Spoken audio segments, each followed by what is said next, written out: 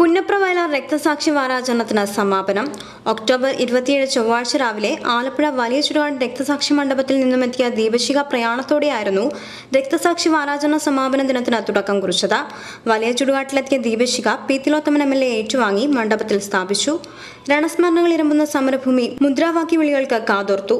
പുന്നപ്രയിലും വയലാറിലും നടന്ന പൊതുസമ്മേളനത്തിൽ VS അച്യുതാനന്ദൻ, കാനം രാജേന്ദ്രൻ, കോടിയേരി ബാലകൃഷ്ണൻ, പന്നിൻ രവീന്ദ്രൻ തുടങ്ങിയ നേതാക്കളും പങ്കെടുത്തു.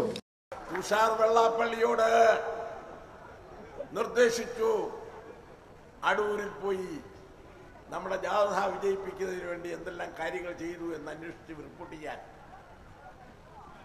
ആ വിവരങ്ങൾ പത്രത്തിൽ വന്നതോടുകൂടി ആയിരക്കണക്കായ സ്ത്രീകൾ ഞങ്ങൾ കൊടുത്ത പണം അമുക്കിയ വെള്ളാപ്പള്ളി നടേശനെയും മകനെയും ഒന്ന് കാണണമെന്ന് കരുതി അവിടെ ആയിരക്കണക്കിന് സ്ത്രീകൾ തടിച്ചുകൂടി. ഇങ്ങനെ ജാഥയുടെ അനുഭവം ഒരു സ്ഥലത്ത് മാത്രമല്ല, പല സ്ഥലങ്ങളിലും ഇതിന്റെ റിപ്പോർട്ടുകൾ വന്നപ്പോൾ യാത്ര സുഖകരമല്ല എന്ന നിലയിൽ ഇപ്പോൾ യാത്രയെ പറ്റിയൊന്നും കേട്ട് കേൾവിയില്ല.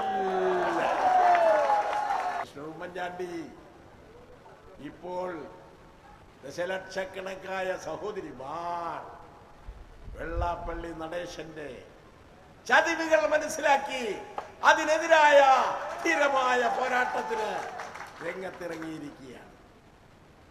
ഞാൻ മിസ്റ്റർ ഉമ്മൻചാണ്ടിക്കും അതേപോലെ തന്നെ ആഭ്യന്തരകാര്യമന്ത്രി രമേശ് ചെന്നിത്തലയ്ക്കും ഈ തട്ടിപ്പിനെ പറ്റി അന്വേഷിച്ച് ആവശ്യമായ നടപടി സ്വീകരിക്കണമെന്ന് ആവശ്യപ്പെട്ടുകൊണ്ട് കത്ത് നൽകി. ഇപ്പോൾ 20 ദിവസം പിന്നിട്ടുണ്ട്. രമേശ് ചെന്നിത്തലയുടെ ക്വിക്ക് വെരിഫിക്കേഷൻ 20